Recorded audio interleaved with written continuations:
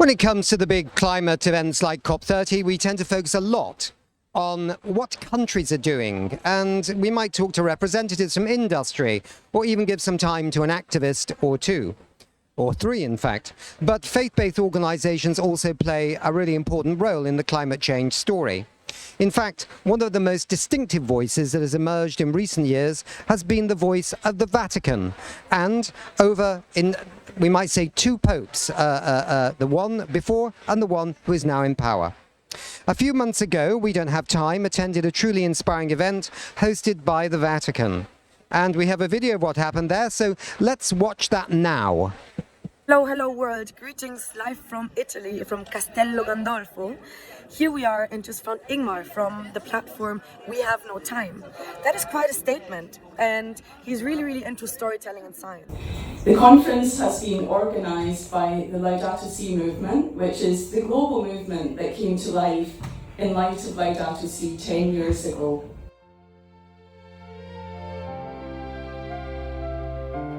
So the federal government had no interest in helping California with its environmental laws. As a matter of fact, many times stopped us. We needed what they called a waiver, which means the permission from the federal government to regulate our own air in California. Well, we went ahead anyway. And we passed one environmental law after the other. And when the federal government stopped us, we took them to court. And we went to court, the lower court, the higher court, to the Supreme Court of the United States. And there we beat them. We said, hasta la vista, baby.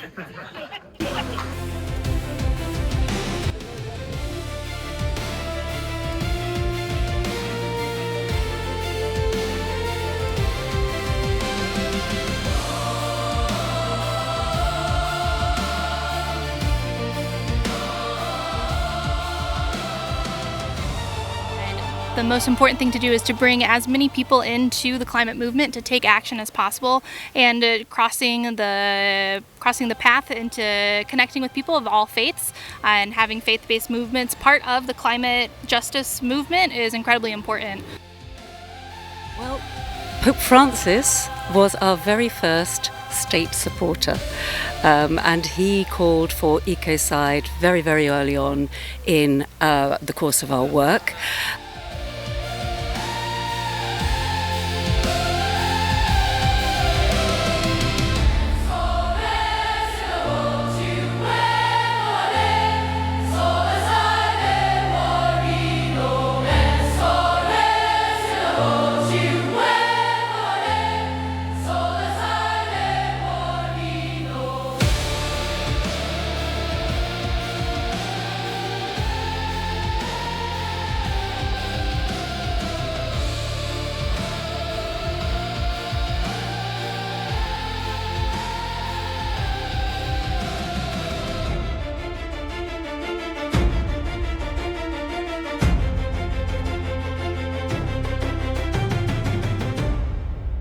Laudato Si are in fact even more relevant today than they were 10 years ago.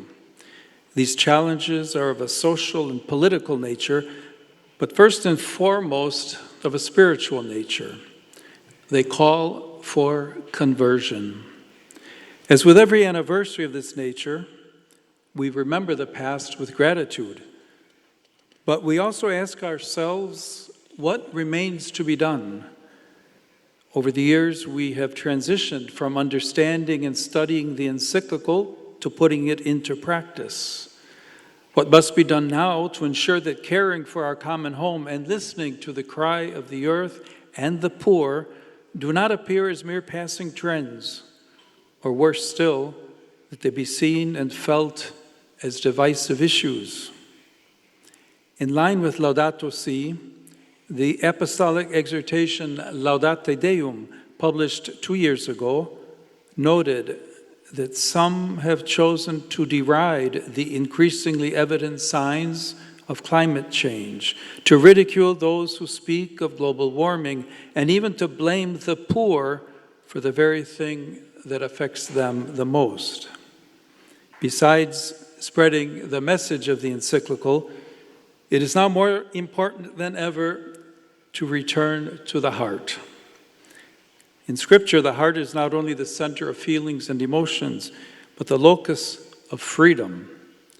Although the heart includes reason, it transcends and transforms it, influencing and integrating all aspects of the person and his or her fundamental relationships. The heart is the place where external reality has the greatest impact, where the deepest searching takes place, where the most authentic desires are discovered, where one's ultimate identity is found, and where decisions are formed. It is only by returning to the heart that a true ecological conversion can take place. We must shift from collecting data to caring, and from environmental discourse to an ecological conversion that transforms both personal and communal lifestyles. For believers, this conversion is in fact no different to the one that orients us towards the living God. We cannot love God whom we cannot see while despising his creatures. Nor can we call ourselves disciples of Jesus Christ without participating in his outlook on creation and his care for all that is fragile and wounded. Dear friends, let your faith inspire you to be bearers of the hope that comes from recognizing the presence of God already at work in history. Let us recall how Pope Francis described St. Francis of Assisi. He lived in simplicity and in wonderful harmony with God, with others, with nature, and with himself.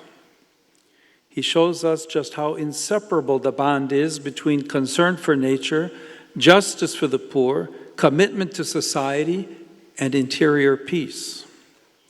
May each of us grow in these four relationships: with God, with others, with nature, and with ourselves.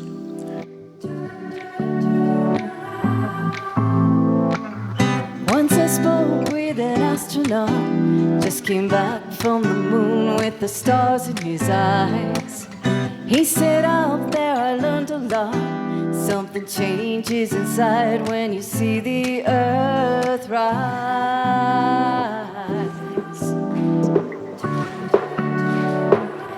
Got no boundaries and no walls. That living, breathing ball. Love is underneath it all. Beneath the blue and green, connecting everything.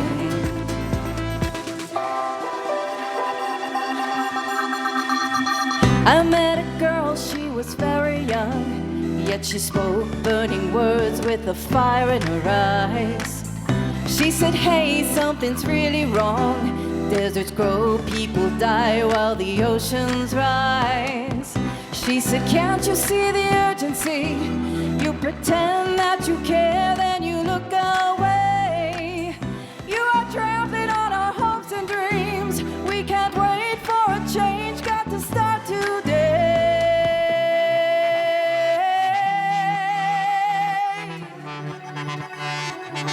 You can feel it in the breeze, you're touching in the trees. You hear the waterfall, love is underneath it all. It's running in the fields and swimming in the deep.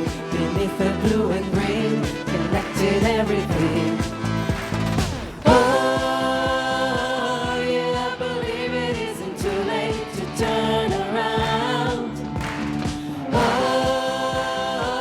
yeah, I believe it isn't too late, too late, too late, too late. Or do you turn off the tap? And if we do not turn off the tap on fossil fuels, we are not addressing the root cause, 86% of the problem. So therefore, more people should have been saying much earlier that we have to get out of our addiction of fossil fuels. Imagine this. the climate negotiations, the so-called COPs, has been going on for 30 years now. It took 28 years before 86% of the problem of climate change was even mentioned in an outcome document of COP. You can feel it in the breeze, touch it in the trees. You hear the waterfall, love is underneath it all. It's running in the fields, it's swimming in the deep. And the Daily Mail, they had another headline that was the Pope is woke and crazy blessing ice. So how do you see the Vatican and the Catholic Church can get through the noise and unite people? Well, it's a very good question. Maybe the Daily Mail hasn't heard of holy water, but in my view, the ice is holy water. It's a very conservative Catholic tradition to bless water. We use it in baptisms, and that water that's now holy will be given to all the participants as they leave the conference tomorrow. So I think a very profound act of the Holy Father to bless the melting ice. I think the Pope and the Catholic Church is a really important role to play here. I mean, let's face it, we're not in a good place when it comes to tackling climate change. We're facing rollbacks in terms of denialism. The fossil fuel industry are really fighting to see who's going to drill the last barrel of oil. So I think that the Catholic Church and Pope Leo, I really loved his speech actually. I thought it was very well balanced and lived up to expectations. It's about, the things that I took away were about the integrity of the message. It's an integral message. He's saying that this is not about the church becoming environmentalist, this is about the church being more church. And that there's nothing remotely unusual or unchristian about caring for God's creation. It's actually part and parcel, always has been. We've just not really taken it to heart. So that has been his message, and I think that he really underscored the importance of going back to the science. That was really important, of building coalitions, doing this together. He also talked about the need to continue to do advocacy, to be talking truth to power in the language I use.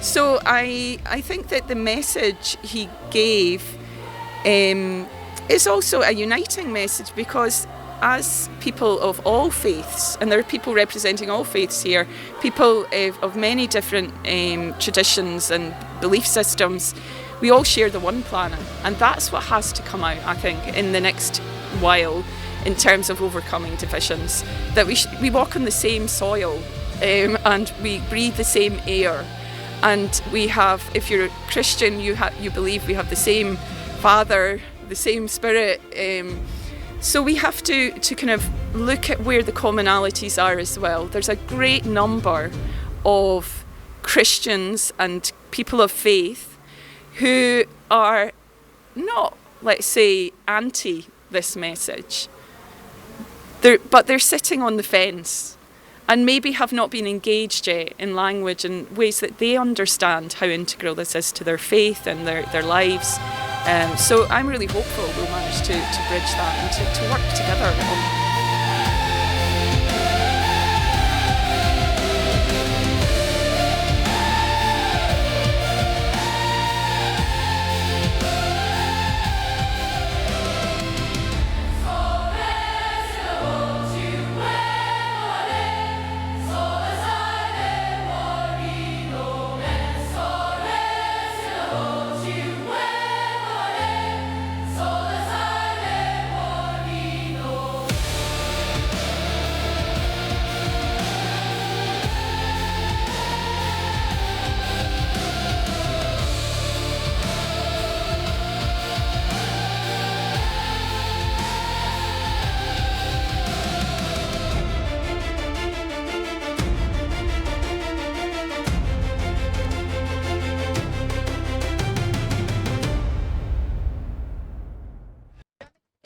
And here we are at COP30, exactly like we talked about. Welcome again, Lorna. Good to see you, Ingmar. And thanks for joining us here in Belém in this tent in almost the rainforest. It's so hot.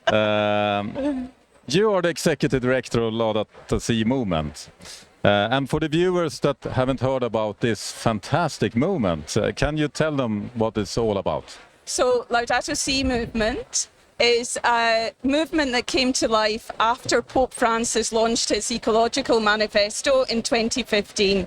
It's a group of people, lay Catholics, organisations, people from other faiths who collaborate with us from different climate groups, to really bring this message, this visionary prophetic message of Pope Francis and now Pope Leo out to the whole world. And it's been an amazing experience. None of us decided to start a movement, but somehow it's gained huge momentum. We have over 600 affiliated Catholic organisations. We've trained almost 40,000 local communities. And we do a lot of actions at the local level, but we also do these things at the global advocacy, bringing together many groups. Like, I think it's almost like weaving a tapestry. You know, weaving this tapestry that reaches across different groups, different faiths, in order to raise hope and to take concrete action around climate justice. So it's not only Catholic Church that is mobilizing around this movement, it's very much everyone welcome. Yeah, I think Pope Francis inspired so many people. People saw him, if you think back to 2015 and the COP, people saw him as a world leader on the issue of climate.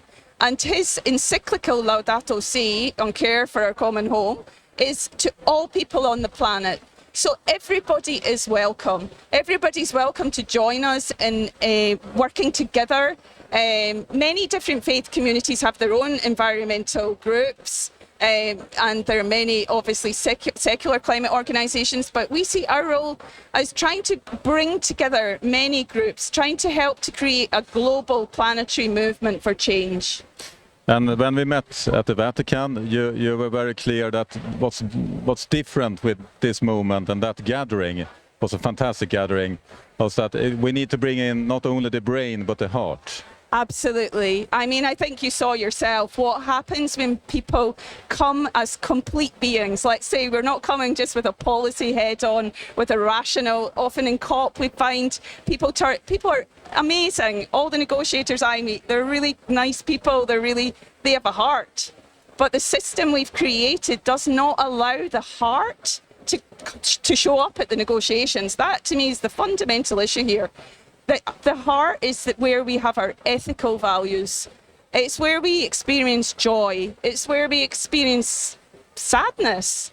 And those emotions, we're not going to change the situation we're in now. We're not going to address it unless we are able to find something that helps us to shift and to connect our hearts and our heads. Faith communities with a very open creative approach to spirituality, like our movement, I think they're really important today. And you saw what can happen in Rome. People were joyful. I made a comment about let's bring joy to hope to COP. It's a hard sell. Yes. But I feel that it's only if we feel that sense of hope. We can't let go of hope, even in the midst of all the hard negotiations. Hope is the only thing we have when everything else looks dark, and we just need to keep pushing. But you didn't just brought hope with you, you also brought a very powerful symbol blessed by the Pope, and I think we have something special going on now. So let's go out here at COP and see what's going on. They're very far away. They're somewhere there. I don't even see them. But you can see there's the image of the Pope. We can talk about that for a minute, maybe. They're coming.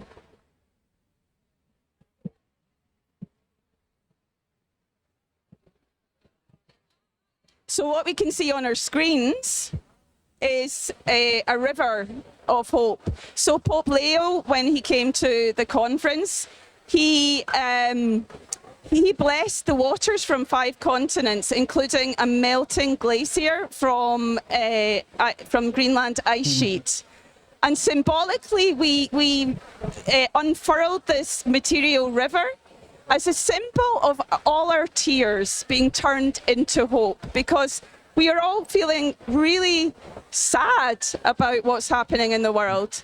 And there's something we need to embrace, this sense of sadness. And we felt in that moment that the Pope helped us to transform our sadness through action into hope. And here's the amazing image.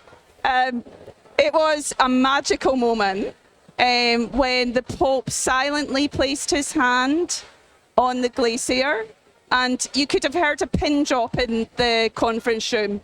And it was profound, and you can see the image on his face. It was a profound moment of commitment, because I'm sure he feels the weight of the shoulders of Pope Francis. And you also have this blessed water here. We have a beautiful sculpture with the melted glacier ice. So the glacier ice is in here. And we've used this because this, for us as Catholics, is holy water. But many other faith communities also have this tradition of blessing water. So it's something that unites us across different faiths. Here's our friends. And now they're coming, and it's hard to ignore this at COP. So, Lorna, this river you're bringing with you, I have never had a speaker bringing this. I'm the prop guy, but you have taken it to the next level. This is bringing in the peoples and the seas, the voice of the people. All nationalities, all nations are supposed to have their and the seas to present their targets for the Paris Agreement here at COP. And you're gathering with your organization and all the other faith organizations you're working with, the peoples and the seas. Can you tell us about what that is all about? So the People's NDCs, which we're calling the PDCs, the People's Determined Contributions. And the idea behind this grew out of the global ethical stocktake. The Brazilian Minister Marina Silva was with us in Rome, and we had a multi-faith stocktake. And our thinking behind it is the NDCs and the COP process just doesn't manage to reflect the sheer amount of commitment, action from the part of civil society, faiths, business. We need to find a way that this global ethical stocktake and the commitment of the people, globally, the commitment of the people and all the different categories of people can be reflected in the COP process. So what we are launching here and proposing is that as part of the global stocktake process that goes forward from here, that we include a formal part of it to include the voices of civil society, and we launched the idea of people's determined contributions. And what do you think will be in those contributions? Well, I could talk for what Laudato Si movement is doing with the Catholic Church. First and foremost. And we have committed, we have a Laudato Si action platform, which already has over 100 Laudato Si plans, so full sustainability plans for Catholic institutions. And that's quite many, right? How many churches do Catholic organization have? So we have many, the church has many different land banks, forests, has schools, universities, parishes, dioceses. So what we're proposing for the next year is we're committing to scaling up the action platform and presenting a PDC, a People's Determined Contribution, on behalf of the Laudato Si movement and the wider Catholic Church. The Holy See is a party to COP. They presented an NDC this year, which is for full sustainability, but only for the Vatican state. We are going to complement that to reflect the 200,000 parishes that the Catholic Church has worldwide. So it's a big ask, and we are inviting other faith institutions. That we will have very soon here on the panel. Yeah, and they're going to come and talk to us now. And tease out this idea. I think the time for it is now, actually. Absolutely. So let's bring in you. I think every single person on this planet needs to be educated and re-educated about climate change. We are dedicated as the UN Framework Convention on Climate Change to embrace this education issue. We can look into the eyes of our children, our grandchildren, and we can finally say, tell them that we have joined hands to bequeath a more habitable world. L'accord de Paris pour le climat est accepté.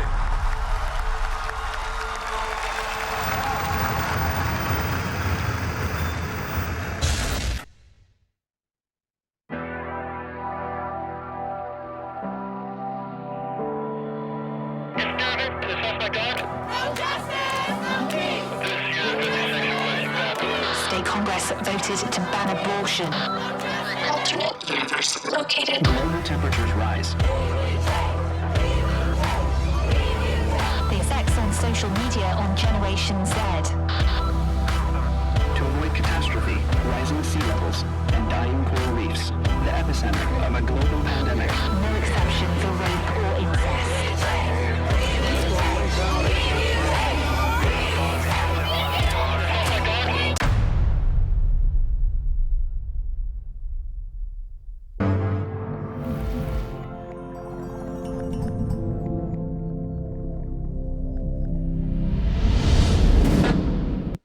So we're going to, everybody's cheering. We're going to, it's great, it's like a football match right now. We will now expand this discussion with some really super guests. They're Amanda Ellis, Senior Director of Global Partnerships and Networks, Arizona State University. She's coming in by the magic of Zoom. I see your backdrop is not Arizona, I think it's Belém, but that's cool. The rest of the guests are Carlos Antonio Rocha Vicente. Is he with us? No, he may join us. Okay. Hailey Campbell, Executive Director of Care About Climate.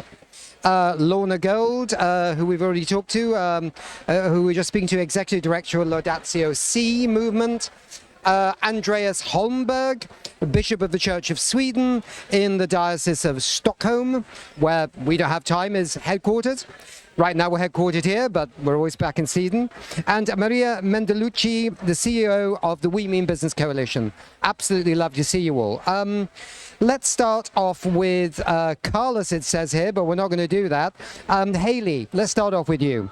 You've been, you're representing Care About Climate, and your organization has created the NDC Equity Tracker. Can you tell us how this came to you, what was the idea, and why tracking gender justice, international equity, and civil society inclusion matters more than ever?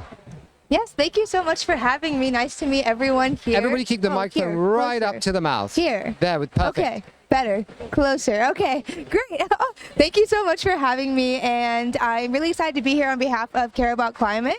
We are a women-led organization, and so a couple of years ago, we were looking into NDCs and why they matter. And for those maybe watching who don't know what they are countries' nationally determined contributions, which are their national climate commitments in this process, and they really pretty much dictate our future as young people. And so when we were looking at them, we realized that there were academics and agencies tracking science and tracking the, climate trajectory, but they weren't really tracking the inclusivity and the equity components of NDCs. And so as young people, as young women, we thought, oh, well, there's a gap here, and who better to fill it than the very people impacted by them themselves. So we created the NDC Equity Tracker, which is a transparent accountability tool where young people from their country are trained to understand their NDC, to learn about their country's politics and policies, and then to provide recommendations and analyses that help them enhance their NDCs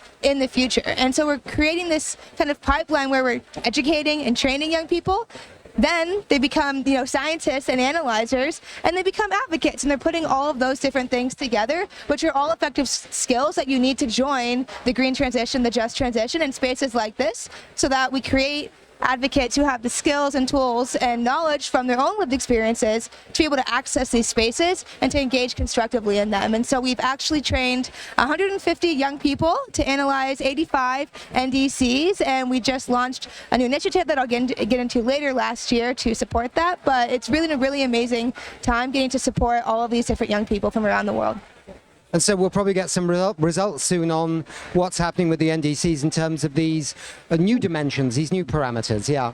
Yes, exactly. Great. Let's go to Amanda. Amanda, your work has really ranged all over the place. It says here from national governments to international diplomacy and academia. How do you view the role of grassroots mobilization in solving the climate crisis? Like the people's determined contribution that Lorna spoke about earlier. One word, essential. It's wonderful to be able to be with you on Zoom, although I'm so sad not to be there in person. And I think this issue of non-state mobilization is critical. My previous role as New Zealand's ambassador to the United Nations had me looking at that big policy picture. And I see now how important not only faith-based communities, but business, academia, civil society, and philanthropy all are. And we've been thrilled to be able to work with Hailey and her group at Care About Climate and a whole range of other actors to produce something that we think is critical, launching tomorrow. And I don't know, you can't see it, so I will maybe put it in the chat, the Parliamentarians' Global Guide to Climate Change and Climate Solutions. And why? Well, people are the ones who vote and influence parliaments. Parliaments are the ones who make legislation, allocate budgets, and provide oversight. So we think it's really important to bring together broad coalitions to have an impact and an influence. And then I guess two other points too. The People's Determined Contributions is a fantastic platform. Our family has already made our commitment, so we're part of it. We're on the platform. And it's also really critical that we counter some of the negative voices in the media. We know from research that 89% of humans around the planet, ordinary people, really care and want their governments to do something about the climate crisis. And yet, if we don't have those voices heard, we think that, in fact, it's too expensive, it's too difficult, denial, doubt, delay, doom, all of the tactics of the fossil fuel industry and their very well-paid PR campaign. So I would just finish with a quote from Lorna's excellent book, Climate Generation.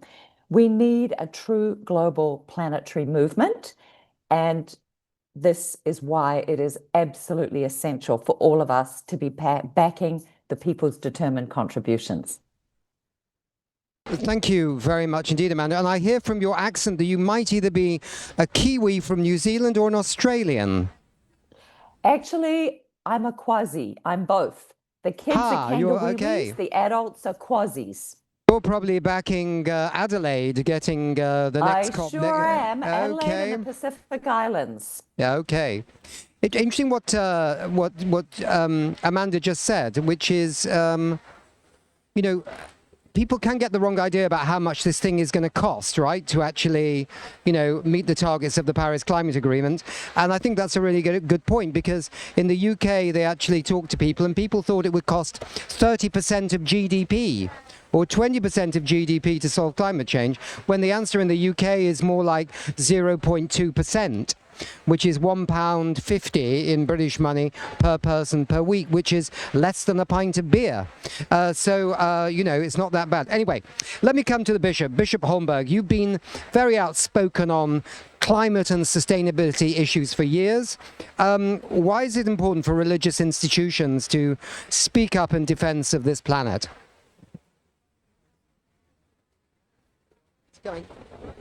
It's important because at the core of Christian faith is the calling to care for God's creation and to love all of our co-creatures and co-humans just as God loves all of creation. So it's at the very heart of our faith.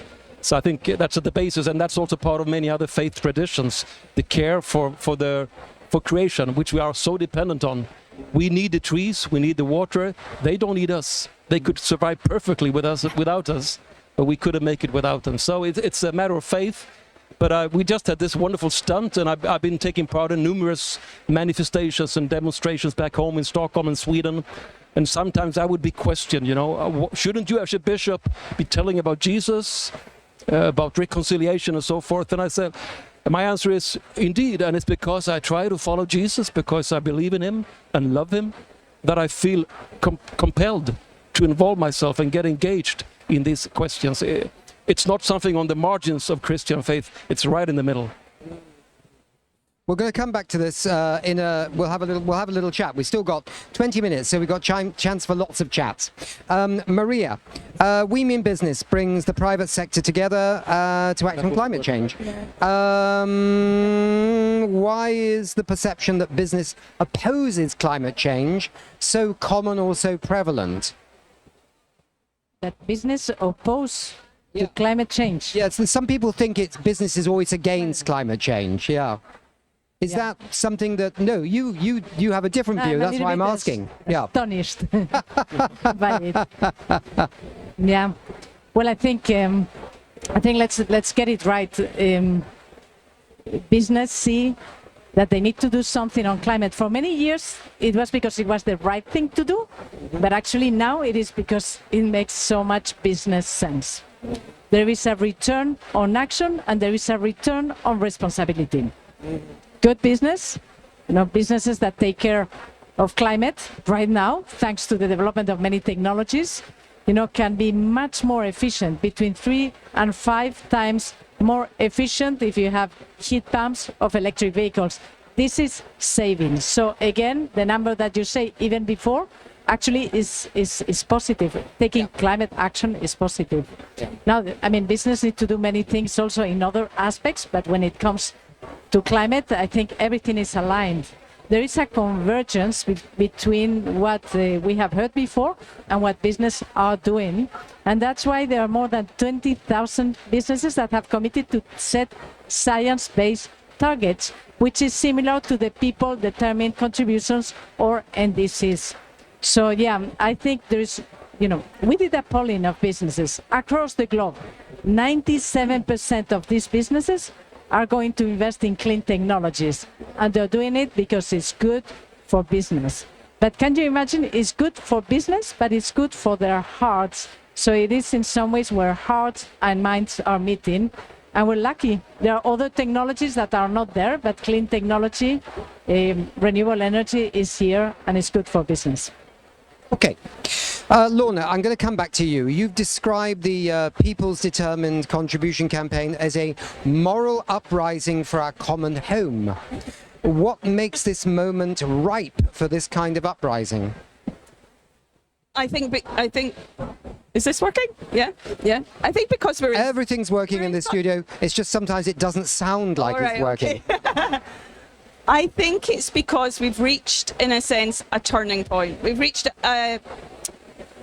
feel like we've reached the end of the road in terms of the way things are currently working and the way things are currently going. And in particular, I feel in relation to the COP process, 10 years on from Paris, we've succeeded in bending the curve of emissions, but it's flatlining. We need that curve. I did a diagram for 10 years ago for my children, and it showed that you need to bend the curve almost like off a cliff in terms of emissions. If we're to stay within, well, now they're even saying we can't stay within 1.5, but to have even a chance of staying within the 1.5 degrees, that emissions curve doesn't need to flatline. We can't just congratulate ourselves. In 10 years, we've flatlined. We need that emissions curve to be going off the cliff now. And with the current logic of negotiations, this is what really worries me. People show up with a logic that with the NDCs is to do the minimum possible. In fact, the Paris Agreement required countries to turn up for each global stocktake with a ratcheting mechanism, which was about increasing ambition. It seems to have got lost, that ambition. The way to restore ambition of Paris is for the non-state actors, like the faiths, like the business community, like the broader civil society, cultural institutions, to have a collective mechanism to show our commitment. So if the NDC is the national commitment, we should have the youth commitment, the faith commitment, that collectively brings the people's commitment. And yeah, so that's what we're launching, the proposal. We don't have it all worked out. You know, a proposal like this is huge. It's potentially can change, like it can help to build that planetary movement.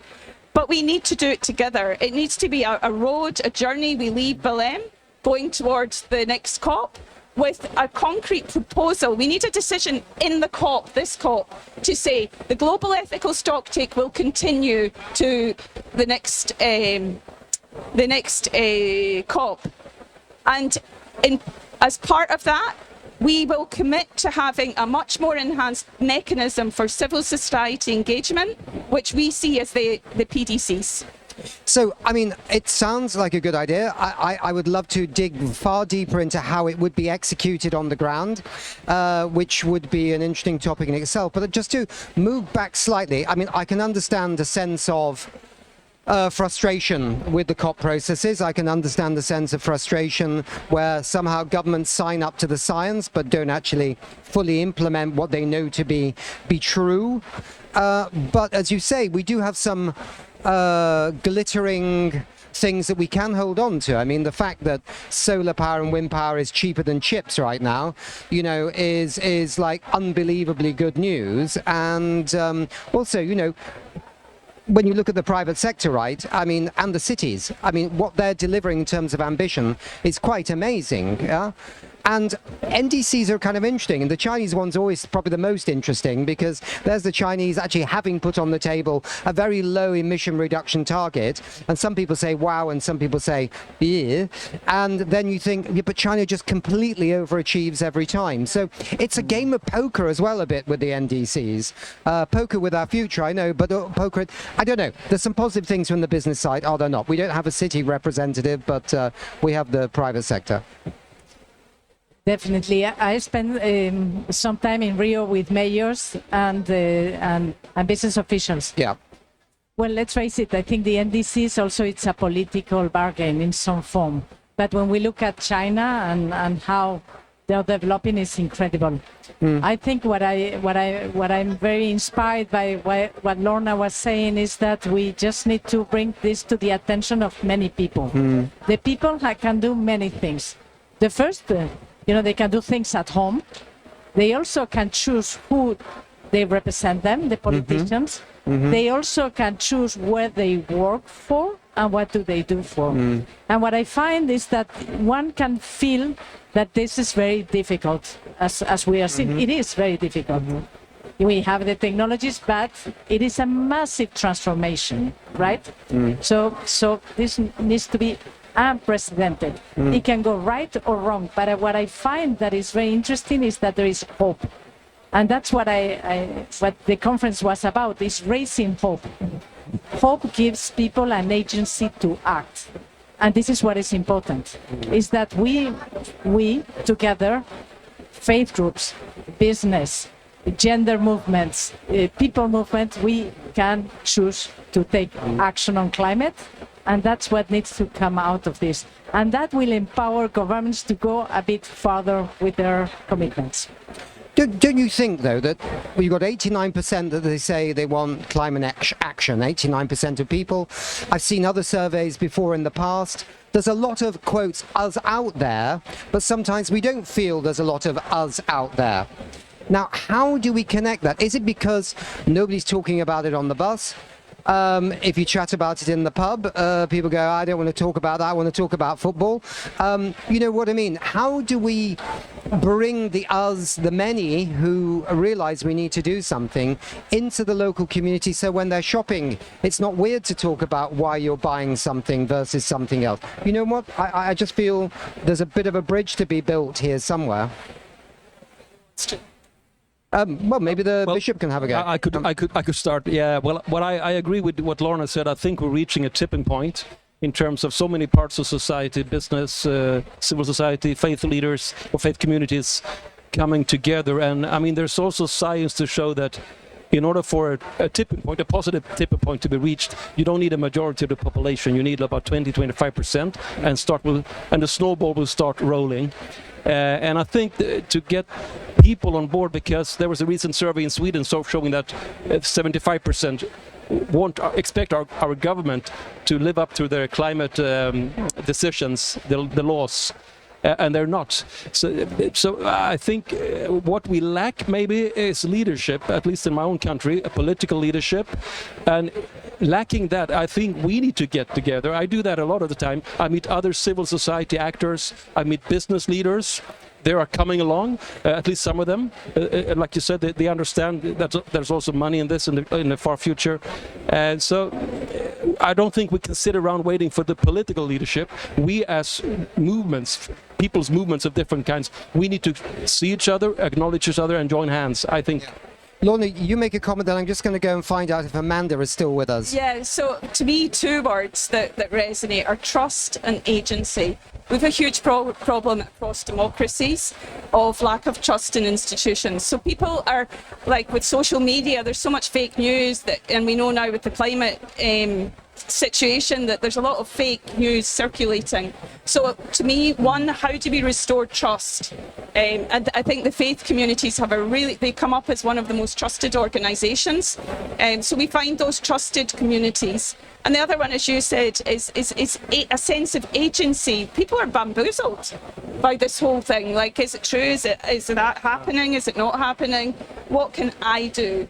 But I think we need to change this from what can I to what can we do together. Yeah. Maybe it's not bad to being absolutist as well. I mean, I took an electric car journey from San Francisco to New York from a conference in 2018 where Jerry Brown was running something in California. And we went to a town that had been destroyed by a tornado. The bishop there was not interested in hearing the word climate change. Neither was the mayor. But they were rebuilding with solar power and everything else. So we left our interview as, well, okay, they don't believe in climate change, but they're building back with solar. Okay, that's fine. Sometimes it doesn't have to be that you agree with everybody's, whole statement. But if your action is in the right direction and it's care and understanding, maybe it's okay, Yeah, is Amanda with us or not? Amanda? Yes, I'm absolutely here, and I would love Yeah, just to jump in, because it's easy to forget the Zoom caller. Yeah, thank you so much. I love this word bamboozled is a really good one. And I can tell you that 10 years ago, when we were negotiating the Sustainable Development Goals, which led into Paris, the vast majority of my colleagues at the United Nations did not understand the science. Now, some of them may be grumpy that I'm calling them out. Neither did I. And I think this is why it's so important to have this, and I'm now holding it up so you can see Parliamentarians' Global Guide. It's really easy to understand. So tomorrow you will get a copy, everybody. But I wanted to tell a story of how local action here in Hawaii, where I'm based, really made a difference. And this was through a philanthropist called Hank Rogers, who started a whole movement by encouraging kids to go door to door to have conversations and to change light bulbs in 300,000 households to LEDs. So this was the beginning of a movement. Then the kids actually drew on the pavements where sea level rise would be. And we're an island. We already have documented sea level rise and more to come. And this began to engage people's perception on what could happen. Then the point that was made about how much cheaper action is with renewables now. The cost curve has come down 90%. And as an economist, I can also tell you we are still subsidizing fossil fuels, $7.1 trillion with a T, dollars a year.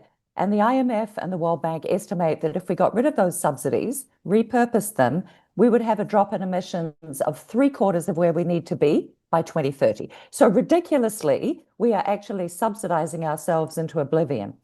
So here in Hawaii, as these facts came out, Hank was actually able to engage the local legislature and get bipartisan agreement to Hawaii being 100% renewable energy by 2045.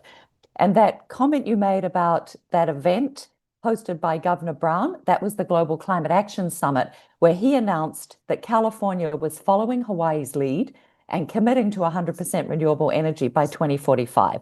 So a whole movement started, and despite the US withdrawing from Paris, over 50% of Americans are covered by a commitment at the state level to renewable energy.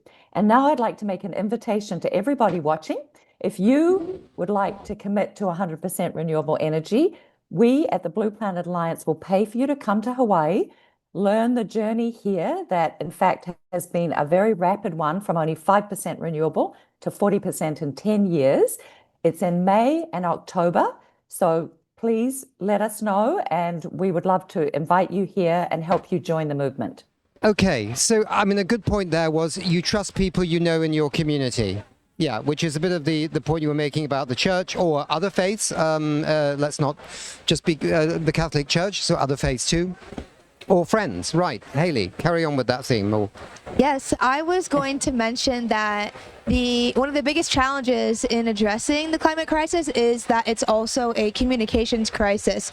There is mass disinformation. There's also the fact that climate change has become political. Unfortunately, you know, the right to clean air, water, food on your table, access to energy, all these things are becoming very political when they should be seen as our basic rights. And I think at the human level, which is often not in a lot of these conversations and spaces, we all can agree that, you know, we need these things, but also we value these things with our communities. And so when we're leaving people out of the decision-making processes like NDCs, which should be setting these big, you know, big targets, big goals that they should either be achieved or surpassed, we leave people out. We're leaving solutions off the table, most importantly. And when people don't feel like there's a pathway for empowerment, they go on to other jobs in other places. For example, there's about 50% of young people right now are leaving their job because their job doesn't care about climate change. But where are they going?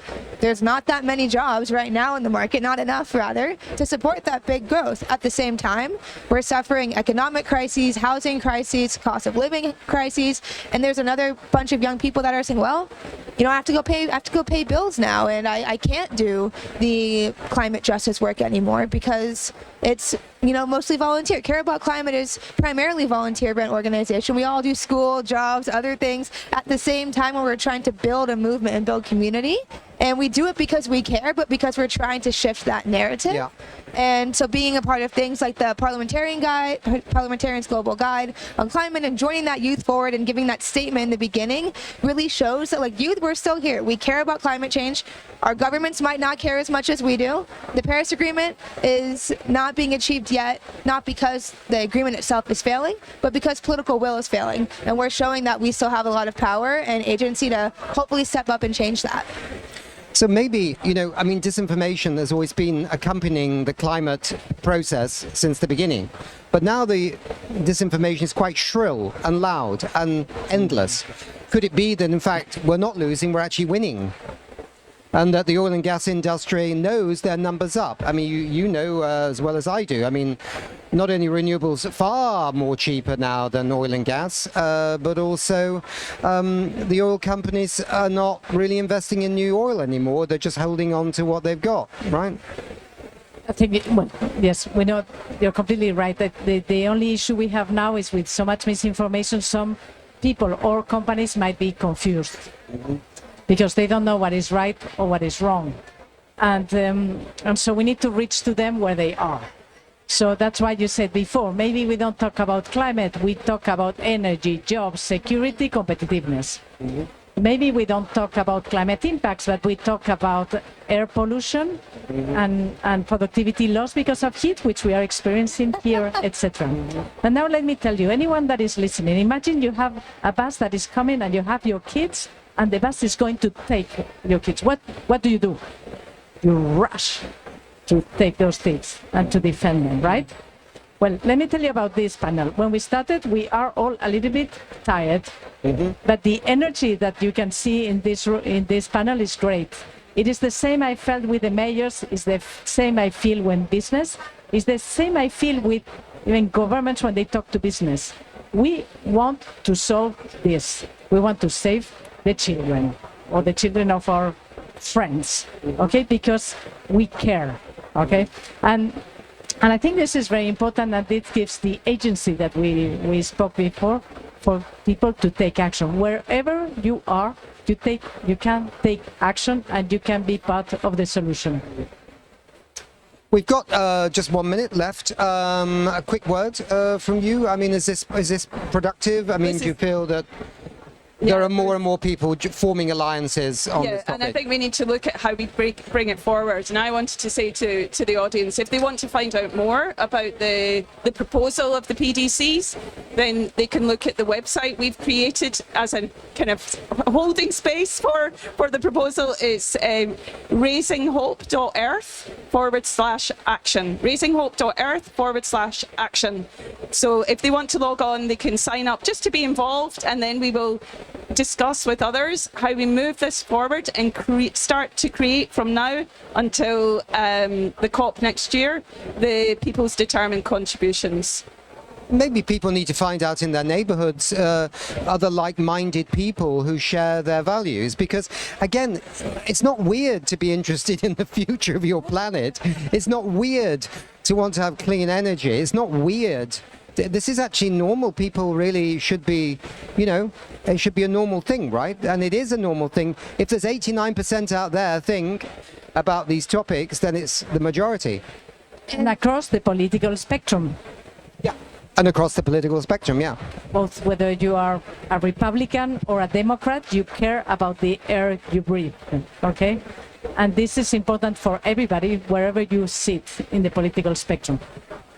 I just wanted to add, I think that, two important points are that we need to get outside more, reconnect with nature and our surroundings, and really understand, touch grass, as we say, to really understand what it is we are protecting and to reconnect with that. And to secondly is, don't be afraid to accept that the fossil fuel industry is dying, and it is, whether it wants to accept it or not, it's not weird, as you're saying, to accept that truth. And the sooner that we can accept that, the sooner we can adopt a just transition, which will help solve things like gender inequality, poverty, hunger, all these different elements of the Sustainable Development Goals. Start with people, and trying to solve the climate crisis first will be the avenue and the gateway to solving all of the other problems that affect so many communities. So don't be afraid to talk about climate change. And if you are, come talk to me. I'm happy to talk to you. I grew up in a conservative state, so happy to find new ways, new language to help make sure everyone's on board. Yeah. And it's been said before, but the Stone Age didn't end for lack of stones, did it? It ended because there were loads of stones around, but they found a better way to do things. Okay. Good. I'm sorry, we've run over time. It's been really lovely to have you all here. Thank you very much indeed, and best of luck with your work, and keep it up. Thank you. Bob, please. I think every single person on this planet needs to be educated and re-educated about climate change. We are dedicated as the UN Framework Convention on Climate Change to embrace this education issue.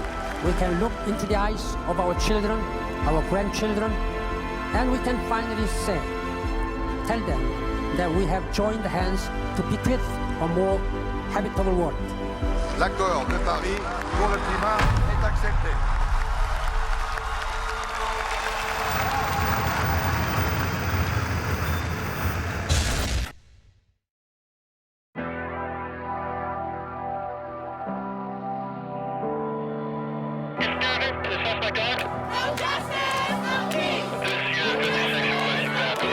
Congress voted to ban abortion. Alternate universe located. Global temperatures rise. The effects on social media on Generation Z. To avoid catastrophe, rising sea levels, and dying coral reefs, the epicenter of a global pandemic. No exception for rape or incest.